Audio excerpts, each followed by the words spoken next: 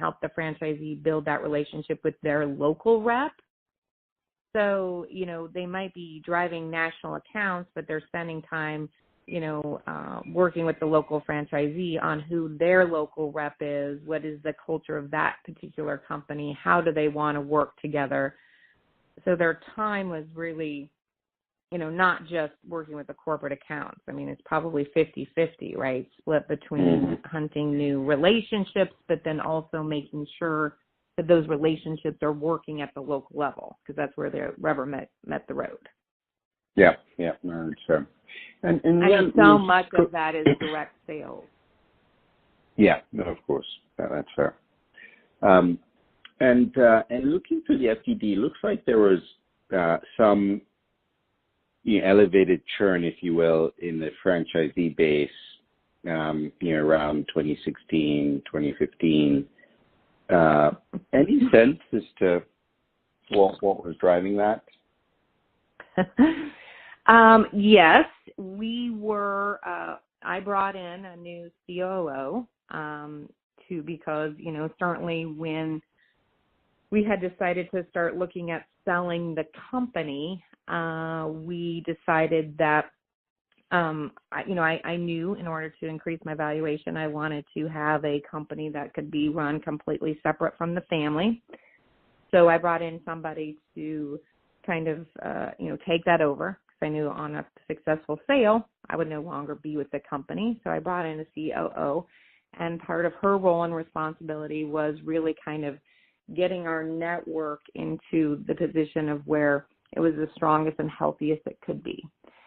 So I would say probably more enforcement of the franchise agreement and making sure we had franchisees who really were generating the appropriate revenue or providing the quality of care that we expected associated with our name.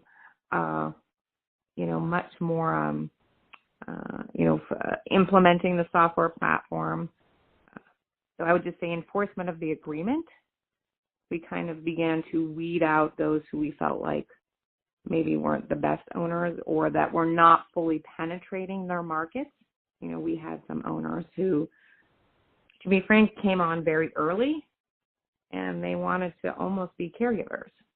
So you can't build a successful business if you're out delivering the care. So I guess we were preparing to really kind of have the healthiest, strongest network that we possibly could when we sold the company. Okay. And how did you go about? How does one do that in a franchise system? I mean, are you actually able to fire any franchisees, or is it a conversation? No. You certainly. You don't want to do that, right? I mean, certainly folks have invested their life savings, right? So you work with owners, whether or not it is like, okay, they just don't have enough capital to invest the business. So can you work with them on selling, right? Can they sell their business to another owner?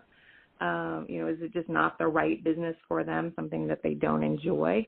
Probably one of our largest franchisees in Massachusetts, we work with them, and they actually sold to another owner within the network. They were ready to be done.